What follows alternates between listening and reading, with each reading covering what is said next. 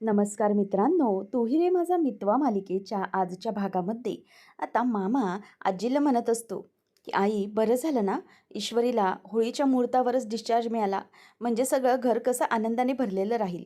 तेव्हा मग मामाला आजी म्हणते की हो, अरे अवी, मला त्याची काळजी नाही वाटत आहे. म्हणजे ते एक बरंच झालं, ईश्वरी सणाच्या दिवशी घरी आली. पण एक प्रॉब्लेम आहे. मामा म्हणतो की काय झालं? तेव्हा ती सांगते की अरे, होळीच्या अगोदर होलाष्टक असतो. म्हणजेच होळीच्या 3 दिवस वगैरे अगोदर होलाष्टक योग असतो आणि या काळामध्ये गर्भवती महिला आणि लहान मुलांना फार जपायचं असतं. खरं तर आपल्याकडे लहान मूल नाही, पण आपली अंजू गरोदर आहे, त्यामुळे तिला कसं सांभाळायचं असा प्रश्न पडतो. खरं तर इथे असती तर काहीच प्रश्न नव्हता. तिची आपण अगदी व्यवस्थितपणे काळजी घेतली असती. पण आता ती तिथे एकटी आहे, मग तिची काळजी कसं कोण घेईल काहीच कळत नाही आहे. अशा वेळेला तिला त्रास झाला तर काय करायचं? तेव्हा मामा म्हणतो की "आजी, अगं हे खरंच तू इतका विचार करतेस का?" तेव्हा ती म्हणते की "हो, अरे काही झालं तरी अवी, या आपल्या जुन्या परंपरा आहेत आणि मला याची खरंच खूप काळजी वाटते. जर इथे असती तर कसलाच प्रश्न नव्हता. आपण घेतली असती तिची काळजी. पण तिथे सगळ्या बाबतीत जपायला कसं कोण आहे? मला याचीच तिची काळजी वाटते." आता मामाला ती सगळं बोलून दाखवते आणि म्हणते की जर ती इथे आली असती तर खरंच बरं झालं असतं. हे सगळं अर्णव ऐकतो आणि आता आजीने हे सगळं सांगितल्यामुळे मामालाही खूप टेन्शन आलेलं असतं. मामा आणि आजी बोलत असताना अर्णव सगळं त्यांचं बोलणं ऐकतो आणि रूममध्ये जातो. आता त्याच्याही डोक्यात तेच विचार फिरत असतात की काय करायचं. ईश्वरी अजूनही झोपलेली असते. औषधामुळे तिला गाढ झोप लागते. मग अर्णव रूममध्ये येतो आणि विचार करत असतो. आजी जे काही बोलली त्या गोष्टी डोक्यात त्याच्या फिरत असतात. तो मनात विचार करत असतो की खरंच हा जो काही योग आहे याबद्दल तर मी मानत नाही, पण खरंच ताईला त्याचा त्रास होऊ शकतो का? त्याच गोष्टी त्याच्या डोक्यात फिरत असतात. तो विचार करतो की काय करू मी? म्हणजे ताईला कसं बोलवून घेऊ इथे?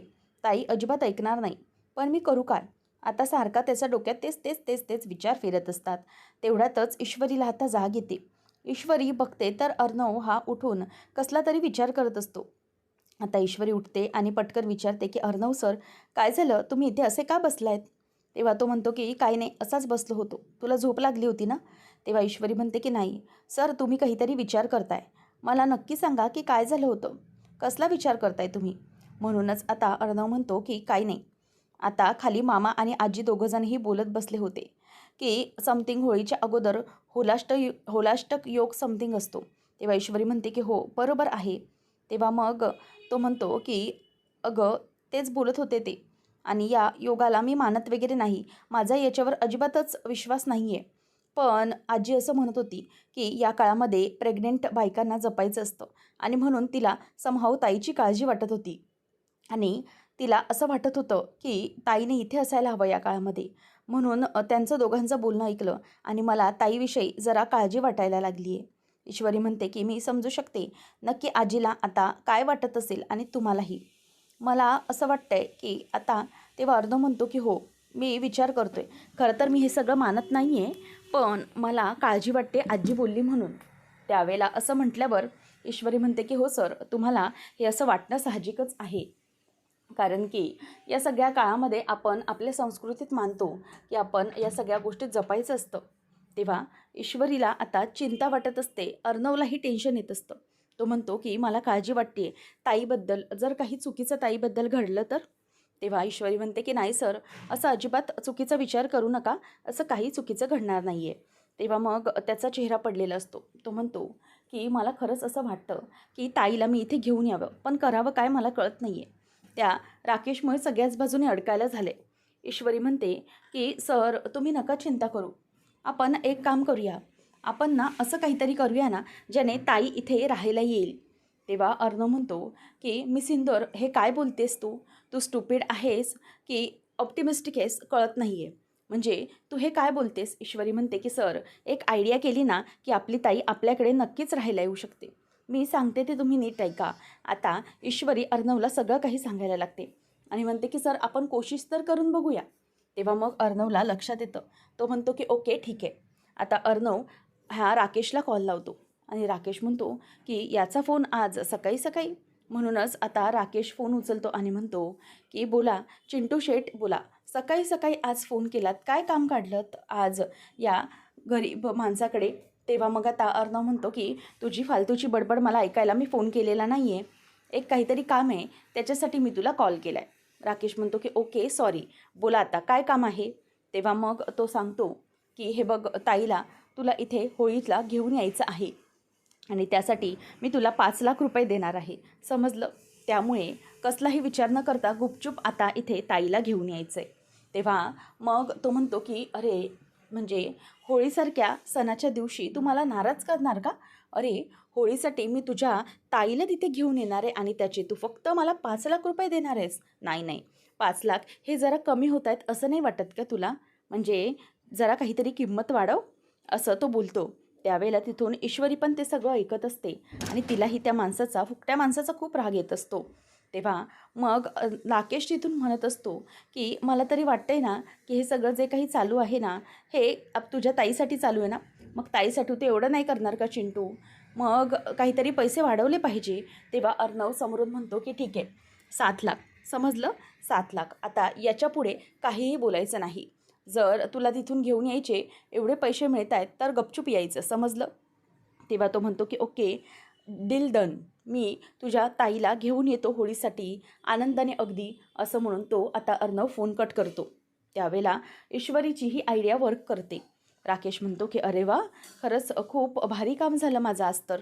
म्हणजे इतकं सगळं फक्त या बावळट बायकोला रिक्षामध्ये बसवून तिथे घेऊन जायचे 7 लाख रुपये कोणी देणार असेल तर कशाला सोडायचे आहेत, असं म्हणून राकेश खूप खुश होतो. तेव्हा अंजली आवाज देते की अहो जरा इकडे या. राकेश तिथे जातो आणि म्हणतो की बोल ना, काय झालं बायको. तेव्हा मग ती म्हणते की मला जरा होळीची यादी करायची आहे, तुम्हाला मी सामान देते, ते सामान जरा मला प्लीज आणून द्या, मला होळीसाठी पुरणपोळ्या बनवायच्यात. तेव्हा राकेश म्हणतो की अंजली तुला वाईट वाटणार नसेल तर जरा एक बोलू का गं. तेव्हा ती म्हणते की बोला ना, काय झालं.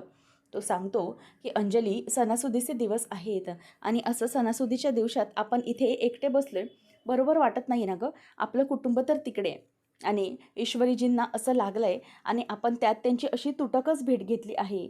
मला असं वाटतं की आपण जरा घरी जावं आणि त्यांची भेट घ्यावी. ईश्वरी म्हणते अंजली म्हणते की हो, म्हणजे तुम्हाला खरं सांगू का हो, माझ्याही मनात अगदी हेच येत होतं की सणाच्या दिवशी तरी आपल्या घरी जायला हवं होतं. म्हणजे म्हणजे कसं आहे, तुम्हाला काय वाटतंय त्यावर आहे. पण मला सांगा ना की ज्या घरात तुमचा अपमान झाला आहे त्या घरात आपण कसं जायचं परत, मला तेच कळत नाही आहे. तेव्हा तो म्हणतो की अगं अंजली, सगळी आपली माणसं आहेत, ती आपली नाती आहेत आणि सांग मला, आपल्या नात्यांमध्ये कितीही वाद झाले तरीही आपण आपली नाती कायमची तोडू शकतो का. नाही ना, ती आपली माणसं आहेत. आणि मला सांग, हा सगळा प्रॉब्लेम झाला आहे तो ईश्वरी आणि अर्णवमुळे ना, मग आपण बाकीच्या सगळ्यांना का त्याचा त्रास द्यायचा आहे. मला सांग, आजी, मामा, मामी, आकाश हे सगळेजण तर तुला खूप मिस करतील ना गं. मग त्यासाठी तरी तुला जायलाच हवं असं मला वाटतं. म्हणजे या सगळ्यामध्ये त्या बिचाऱ्यांची काय चूक आहे, त्यासाठी आपण त्यांना असा त्रास द्यायला नको. मी म्हणतो की आपण नक्कीच जाऊया त्यांच्याकडे, म्हणजे त्यांना खरंच खूप बरं वाटेल. तेव्हा अंजली म्हणते की हो, खरं तर ना तुम्ही माझ्या मनातलंच बोललात, त्यामुळे मला खरंच खूप बरं वाटलं तुम्ही आता जे काही बोललात त्यामुळे. त्यावर आता तो म्हणायला लागतो की खरंच अंजली जाऊया आपण, नको काळजी करूस तू. आणि आजीला मेन म्हणजे खूप बरं वाटेल तुला पाहिल्यावर. नाहीतर ही होळी त्या नेहमी स्वतः तुला मिस करतच राहतील ना, त्यामुळे आपण नक्की जाऊया. मग अंजली म्हणते की चालेल ना तुम्हाला. तेव्हा तो म्हणतो की हो अगं नक्की चालेल, आवडेल उलट, कारण आपल्या माणसांमध्ये होळी सेलिब्रेट करणं काहीतरी वेगळं आहे आणि आपलं बाळ हे त्याच्या पणजीबरोबर असेल ना आता होळी करताना. त्यामुळे मला असं वाटतं की तू तिकडे चल, आपल्या बाळालाही खूप बरं वाटेल आणि तुलाही खरंच खूप बरं वाटेल आणि मलाही. तेव्हा ती म्हणते की तुम्ही खरं बोलताय ना हो, की फक्त माझ्यासाठी म्हणून. तेव्हा तो म्हणतो नाही नाही, मी अगदी मनापासून बोलतोय राणी सरकार. तेव्हा मग तो म्हणतो की बरं, हे सगळे पुरणपोळ्यांचे सामान मी तुला आणून देतो, तू बनव, आपण सोबत जाताना तिथे घेऊन जाऊया सगळ्यांसाठी.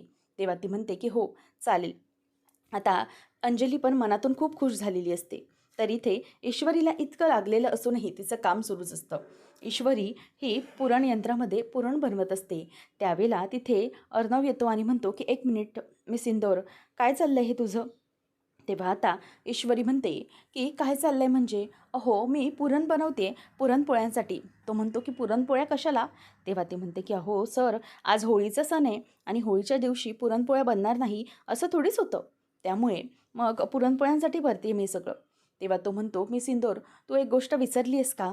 की तुला आजच सकाळी हॉस्पिटलमधून डिस्चार्ज मिळाला आहे आणि आज लगेचच तू या पुरणपोळ्यांच्या वगैरे कामासाठी लागली आहेस, तुला कळतं आहे? तेव्हा ईश्वरी म्हणते की हो सर, मला सगळं कळतं आहे.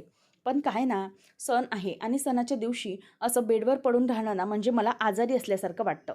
असं काहीतरी करत राहिलं ना, की मग माझ्या अंगामध्ये उत्साह संचारतो. त्यासाठी मी हे सगळं अगदी आनंदाने करते. तेव्हा मग अर्णव हा तिच्याकडे बघत असतो आणि म्हणतो, पण मिस इंदोर, काही झालं तरीही तुला रेस्ट करायला हवा होता. बरं जाऊ दे, एक काम करतो, मी तुला काहीतरी मदत करतो. तेव्हा मग ईश्वरी म्हणते की नको सर, अजिबात नको पुरणपोळी. तुम्हाला आठवतं आहे ना गेल्या वर्षी काय झालेलं? त्यामुळे राहू द्याच. तितक्यातच आता आकाश येतो आणि आकाश म्हणतो की अरे ब्रो, काय झालं? तू वहिनी साहेबांना काय बोलतोयस? तेव्हा मग ती म्हणते की सरांची इच्छा आहे की त्यांनी मला पुरणपोळीला मदत करावी. तेव्हा मग आकाश म्हणतो की हे सगळं तर राहूच दे. मला माहिती आहे की दादा ना मुद्दाम हे सगळं करतोय. वहिनी साहेबांना त्रास व्हायला नको ना म्हणून. पण एक गोष्ट नक्की, तुम्हाला आठवतंय का गेल्या वर्षीची होळी? तुमच्या दोघांमध्येही पुरणपोळीची स्पर्धा लागलेली. आठवतंय का सगळं? आणि त्यामध्ये आपली वहिनी जिंकली होती. काय पुरणपोळ्या बनवलेल्या मस्त. तेव्हा रागाने अर्णव त्याच्याकडे बघतो. मग आकाश म्हणतो की ओ सॉरी, म्हणजे माझ्या दादाने मस्त बनवल्या होत्या बरं का पुरणपोळ्या. असं म्हणून मुद्दामच तो त्याची तारीफ करत असतो.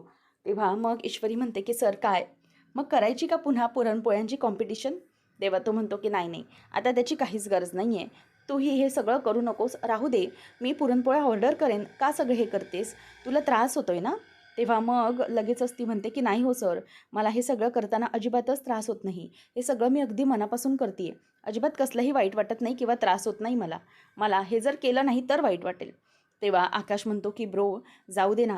तिला जर पुरणपोळ्या बनवायच्या असतील तर तू तिचं मन का मारतोयस? तिची इच्छा आहे तर ते तिला करू दे. तिला ते जास्त बरं वाटेल नाही का? तेव्हा मग ईश्वरी म्हणते की बघा, बरोबर बोलतायत ते. असं म्हणून ईश्वरी पुन्हा तिच्या कामाला लागलेली असते. आणि इथे होळीसाठी छान अशी होळी सजवलेली असते. होळी आई म्हणजेच राजे शिर्केंच्या दरवाजासमोर. आणि ईश्वरीच्या इथे पुरणपोळ्या बनवणं मात्र आनंदाने सुरूच असतं. अर्णव हा बाहेर येतो आणि तो शिर्केंना कॉल करून सारखा सारखा सांगत असतो की तुम्ही लवकरात लवकर तिकडे पोहोचा. मग अर्णव हा आजूबाजूला बघतो तर घरातला परिसर अगदी छान दिसत असतो. होळी वगैरे सजलेली असते. सगळे आपल्या घरातले येतात आणि अर्णव यावेळेला अंजलीलाही मिस करत असतो. सगळेजण आल्याबरोबर ईश्वरी ही होळीसाठीचा नैवेद्य देखील घेऊन येते. तेव्हा मग सगळेजण आरतीचं ताट वगैरे सगळे होळीसाठी बघत असतात. तेव्हा मामा म्हणतो की चला अर्णव, होळीची वेळ आलेली आहे बुंबा ठोकण्याची. तेव्हा मामा अर्णवकडे हसत बघायला लागतो.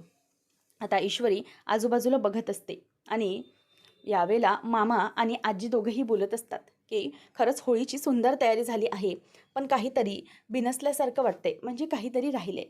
अंजलीची खूप आठवण येते. तेव्हा मग लगेचच मामा म्हणतो की हो, खरंच आज अंजली असायला हवी होती असं वाटतंय. तेव्हा ईश्वरी आजूबाजूला बघते की राकेश अंजलीला घेऊन आलाय की नाही. नंतर मग मामा हा म्हणायला लागतो की बरं अर्णव, या पुरणपोळ्यांवरून आठवलं, गेल्या वर्षीची होळी काही वेगळीच होती ना? तेव्हा ईश्वरी पण होती आपल्यासोबत आणि तुमच्या दोघांमध्ये मस्तपैकी कॉम्पिटिशन लागली होती. आठवतंय का पुरणपोळ्यांची? तेव्हा मग अर्णव म्हणतो की हो हो, सगळं सगळं आठवतंय. सगळेजणं आता अर्णववर हसत असतात. कारण अर्णवने ज्या प्रकारे पुरणपोळ्या बनवलेल्या असतात त्यामुळे सगळेजण त्याच्यावर हसलेले असतात. आता ईश्वरी गालातल्या गालात लाजत असते आणि मग मामा म्हणतो की काय अर्णव, मग आज मदत केलीस की नाही ईश्वरीला पुरणपोळ्या बनवण्यासाठी? ते ईश्वरी आता गालातल्या गालातच लाजत असते आणि तिच्या चेहऱ्यावर एकदम हसू आलेलं असतं. आजी म्हणते की काय रे, तुम्ही लोक पण काय त्या ईश्वरीची चेष्टा करता बिचारीची?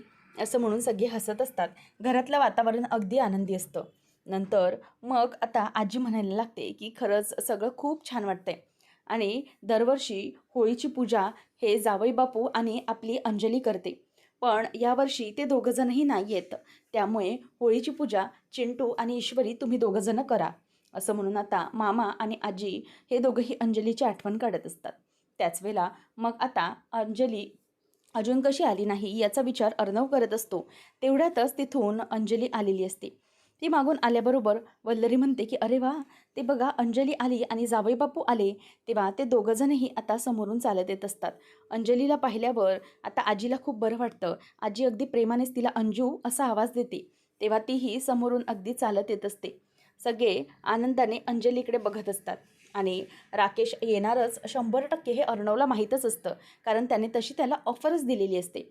आता अंजली सगळ्यांना पाहिल्यावर खूप खुश होते आणि अंजली आता येते आणि आजीला मिठी मारते आणि आजीला पाहून अंजली म्हणते की कशी आहेस तू? तेव्हा आजी म्हणते की हो, तुला पाहिल्यानंतर आता खरंच मला खूप बरं वाटतं. बरं झालं अंजू तू आलीस इथे सणाच्या दिवशी. खरंच आम्ही तुझी खूप आठवण काढत होतो. त्यावेळेला मग आता अंजली ही आजीला भेटते आणि तिला मिठी मारून होळीच्या शुभेच्छा देते. तेव्हा आजी म्हणते की अंजू बाळा तुला पण आणि तुझ्या बाळाला पण होळीच्या खूप खूप शुभेच्छा. त्यानंतर मग आता अर्णव हा खूप खुश होतो ताईला परत आलेलं पाहून आणि राकेश पण आजीच्या पाया पडतो आणि आजीला नमस्कार करत म्हणतो की आजी तुम्हाला आणि सगळ्यांना देखील होळीच्या शुभेच्छा. आणि नंतर मग सगळ्यांना शुभेच्छा दिल्यानंतर राकेश हा ईश्वरीला विचारतो की ईश्वरीजी तुमची तब्येत आता ठीक आहे ना, म्हणजे डोक्याला लागलेलं ठीक आहे ना आता? तेव्हा मग ती म्हणते की हो आता ठीक आहे आणि ती गप्पच बसते, पुढे त्याला काही जास्त उत्तर देत नाही. आणि त्याच वेळेला आता आजी म्हणते की ये अंजू ते सगळं तुझ्या हातातलं तिथे बाजूला ठेव. त्यानंतर आता लगेचच पुढे मामाला तो विचारतो की बरं अर्णव, अरे ज्या हल्लेखोरांनी हल्ला केला होता त्यांचा काही पत्ता वगैरे मिळाला की नाही, त्यांचा काही शोध लागला की नाही? त्यावेळेला मग आता पटकन मामा बोलतो की हो जावई बापू त्याचा ना शोध चालूच आहे, म्हणजे कोणी हे सगळं केलं आहे ना त्याचा शोध नक्कीच घेऊ आपण. तेव्हा अर्णवला आणि मामाला राकेश म्हणतो की बरं ऐकलत का मामा आणि अर्णव, कधी कधी असं असतं ना की आपण हल्लेखोरांना ना बाहेर शोधत असतो आणि हल्लेखोर हे आपल्या घरामध्येच असतात आणि आपण त्यांना ओळखण्यात चुकत असतो. त्यामुळे कधीही हल्लेखोरांना बाहेर नाही तर घरातच शोधायचं, असं राकेश बोलत असतो. तेव्हा अर्णवला राकेश मुद्दाम म्हणतो की हो की नाही रे अर्णव? तेव्हा मग अर्णव आता असं बोलून फक्त मान डोलावतो आणि हे सगळं ऐकल्यावर वल्लरी मात्र घाबरते, कारण की हल्लेखोर वल्लरी आहे हे इनडायरेक्टली राकेशने सांगून टाकलेलं असतं. मग आता सगळेजणं होळीसाठी तयार झालेले असतात. तेव्हा मग मामी गालातल्या गालातच हसत असते आणि म्हणते की जावई बापू यांचं तोंड जरा बंद ठेवायला पाहिजे. त्याच वेळेला आता इथे मामा आणि आजी म्हणत असते की बरं चला अंजली आता तुम्ही दोघं आला आहात तर चला होळीची पूजा करून घ्या. तेव्हा आजी असं म्हणाल्याबरोबर राकेश म्हणतो की नाही नाही, हो आजी, हो आता होळीचा मान ईश्वरी आणि अर्णवचा, तसंही या दोघांचं नवीन लग्न झालं आहे, नवीन जोडपं आहे घरातलं ते, त्यामुळे त्या दोघांची पूजा झाली पाहिजे, म्हणजे त्या दोघांच्या हातून ही होळीची पूजा झाली पाहिजे असं आता तो बोलतो. त्यामुळे ईश्वरी आणि अर्णव व्हा तुम्ही दोघंजणही पुढे व्हा पूजा करा असं तो सांगत असतो. वल्लरी मात्र तोंड वाकडं करत असते, कारण की राकेशचा स्वभाव नेमका कसा आहे हे तिला अगदी योग्य माहीत असतं. ईश्वरी आणि अर्णव असं म्हणाल्याबरोबर पूजा करायला पुढे येतात. अंजली पण सांगते की हो तुम्ही दोघंही पूजा करून घ्या. आता दोघं पुढे येतात. ईश्वरी होलिका मातेची पूजा करायला अगदी तयार झालेली असते आणि खूपच खुश असते आणि अर्णव ईश्वरी दोघंही जोड्याने अगदी होली मातेची पूजा करत असतात आणि ती मनातून खूप खुश असते, कारण की अर्णवची जी इच्छा असते ती अखेर होलिका मातेने पूर्ण केलेली असते. तिच्या गणूबाप्पाने ही इच्छा पूर्ण केलेली असते, ते म्हणजे की अंजलीताई ही सणाच्या दिवशी घरी आलेली असते. त्यावेळेला ईश्वरी ही स्वतः होलिका मातेला हळद कुंकू हाते आणि स्वतःच्याही कपाळाला लावते आणि मामी मात्र तोंड वाकडं करून असते. राकेश तिच्याकडे बघून नुसता खानाखुना करतो, कारण की मामीचं तोंड मामीला सगळं म्हणजे मामीचे सगळं सिक्रेट आहे ते त्याला माहीत असतं, त्यामुळे तो तिला अगदी खुणावूनच असतो. त्यावेळेला मग अर्णव आणि ईश्वरी दोघंही नमस्कार करतात आणि होलिका मातेला नैवेद्य अर्पण करतात. तेव्हा अंजली हे सगळं आनंदाने बघत असते. नेहमीप्रमाणे सण हा सगळा साजरा होत असतो. अंजली पण ते सगळे तिचे पूर्वीचे दिवस तिला आठवतात आणि ती खुश होते. तेव्हा मग अर्णव हा मामाला म्हणतो की मामा होळी पेटवायची का? तेव्हा मामा म्हणतो की हो चला पेटवूया होळी. तेव्हा आता जी मशाल असते ती मामा त्याला पेटवायला मदत करतो आणि नंतर अर्णव आता गोल फिरून सगळ्या बाजूने होळी पेटवतो. आता होळी पेटवल्यानंतर सगळे होलिका दहन व्हायला लागते आणि सगळेजण उभे असतात. आता राकेश हा अंजलीला बाजूला धरूनच उभा असतो. आजी खूप खुश असते, कारण की अंजली आलेली असते शिमग्यासाठी. आता नंतर अर्णव सगळ्या बाजूने होळी पेटवतो. त्यावेळेला मामा जोरजोरात बोंब ठोकायला सुरुवात करतो. आता मामाने बोंब ठोकल्याबरोबर वल्लरी त्याच्याकडे अगदी रागानेच आणि चिडून बघायला लागते आता होळिका मातेला पेटवल्यानंतर ईश्वरी तिची पूजा करायला सुरुवात करते. तिथेच हळद कुंकू वाहून ती आता होळिका मातेला नमस्कार करत असते आणि होळी जळायला लागल्याबरोबर सगळेजण आता त्या होळीसोबतच उभे असतात. आजी आणि बाकीचे सगळे मनातल्या सगळ्या इच्छा मागत असतात. तर अंजली ही मागे उभी असते आणि अर्णव मनातल्या मनात विचार करत असतो की असं तर इच्छा येते की या राकेशला ह्या सगळ्यामध्ये अडकवून टाकू, पण आता मला जरा शांतच घेतलं पाहिजे. हा पैशासाठी इथे ताईला घेऊन आला आहे. तेव्हा ईश्वरी येते आणि ईश्वरी ताम्हण घेऊन होलिका मातेला नैवेद्य देखील दाखवून घेते पुरणपोळीचा आणि नैवेद्य दाखवल्यानंतर ती मागे होते आणि नमस्कार करते. अशा प्रकारे ईश्वरी आणि अर्णवने होळीची पहिली पूजा केलेली असते. अर्णवच्या मनामध्ये खरं तर ताईची खूप काळजी असते. ताई इथे आहे त्यामुळे त्याला आनंद असतो, पण ताई काहीतरी माझ्याशी येऊन बोलेल असं तिला मनातून वाटत असतं. ईश्वरी आता होलिका मातेला हात जोडून म्हणते की माते, माझ्या मनात जी इच्छा होती ती पूर्ण केलीस. ताई इथे आली सणासुदीच्या दिवशी, परंतु मला एकच इच्छा आहे की लवकरात लवकर माझ्या आईचे गुन्हेगार पकडले गेले पाहिजे. तेव्हा अर्णव मनातून म्हणतो की हो, काही झालं तरी माझीही हीच इच्छा आहे. मिस इंदोरची तब्येत लवकर बरी होऊ दे आणि हे जे सगळं काही चाललं आहे ते लवकर थांबू दे. ताई घरी लवकर येऊ दे, असं म्हणून तोही देवाला हात जोडायला आता लागलेला असतो. त्याबरोबर आकाश आणि बाकीचे सगळे म्हणतात की चला, होळी आता पेटलेली आहे. मामाने बोंब ठोकून झालेली असते. आजी म्हणते की बरं चला. तेवढ्यातच आता ईश्वरी ही म्हणत असते की थांबा, मला फेरा मारण्याचं राहून गेले आणि म्हणूनच ती नैवेद्य दाखवल्यानंतर फेऱ्या मारायला सुरुवात करते आणि बाजूने पाणी घालत असते. तेव्हा मग अर्णव मला आकाश म्हणतो की अर्णव दादा, अरे आधार दे ईश्वरी बहिणीला, तिची तब्येत जरा खराब आहे ना, त्यामुळे तिला थोडासा तू आधार दे. असं म्हटल्याबरोबर अर्णव आता ईश्वरी बरोबर जाऊन उभा राहतो आणि तिच्या खांद्यावर हात ठेवून गोल म्हणजेच तिला गोल प्रदक्षिणा मारण्यास मदत करत असतो होळीच्या भोवती.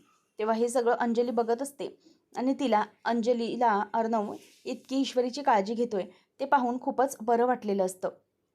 तेव्हा आता ईश्वरीच्या सगळ्या फेऱ्या पूर्ण झालेल्या असतात आणि त्यांचं ते होळीचा सगळा कार्यक्रम झालेला असतो.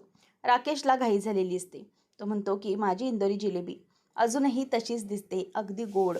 पण काय करणार, जाऊ दे आता. इथून मला तुला खाता येत नाही आहे. पण एक गोष्ट नक्की, जाऊ दे, या सगळ्यामध्ये माझा फायदा तर झाला. अरे तुमच्या या होळीचा कार्यक्रम आटपा लवकर लवकर. मला या तुमच्या कार्यक्रमामध्ये काडीचाही इंटरेस्ट नाही आहे. मला या एवढ्याशा गोष्टीसाठी म्हणजे या बावळट बायकोला इथे घेऊन येण्यासाठी 7 लाख रुपये मिळणार आहेत. कधी एकदा मला माझे पैसे मिळत आहेत ना, असं झालं आहे मला. लवकरच मला माझे पैसे पाहिजेत. पुढच्या भागामध्ये आपण पाहणार आहोत. अर्णव हा फोन लावतो आणि म्हणतो की शिर्के, लवकरात लवकर तुम्ही त्याच्या घरी पोचा. तो कुठेही जाता कामा नये. मागून वल्लरी सगळं ऐकत असते. अर्णव म्हणत असतो की शिर्के, लवकरात लवकर त्या माणसाच्या घरी जा. तो श्रीकांत धुमाळ कोणत्याही परिस्थितीत मला लवकर माझ्याकडे पाहिजे. समजलं, लवकर करा. असं अर्णव आता त्याला ओरडत असतो. तेव्हा वल्लरी म्हणते की बापरे, हा अर्णव श्रीकांत धुमाळपर्यंत पोचण्याचा प्रयत्न करतोय. म्हणून ती घाबरते. आता पुढचं प्लॅनिंग तिच्या डोक्यामध्ये सुरू व्हायला सुरुवात झालेली असते. आता अर्णव हा त्याच गोष्टीचा विचार करत असतो. ईश्वरी म्हणते की काळजी करू नका, आपल्याकडे ताई होळीसाठी तर आली आहे ना, मग आपण असं काहीतरी करायला हवं. आपण जर अजून कोशिश केली ना, तर ताई नक्कीच इथे कायमची राहायला तयार होईल. आणि त्यामुळे असं म्हटल्यावर आता अर्णव आता गप्पच असतो. ईश्वरी म्हणते की सर, आपण थोडा आणखी प्रयत्न करूया आणि ताईला इथे थांबवूया. आता ईश्वरीचा पुढचा प्लॅन अर्णव ऐकायला तयार झालेला असतो. नंतर खाली राकेश म्हणत असतो की बरं अंजली, आपला सगळा प्रोग्राम झालेला आहे, त्यामुळे आता आपण परत येऊया का घरी, नंतर आपण परत येऊया. असं म्हणून तो आता तिला घेऊन जायला निघत असतो.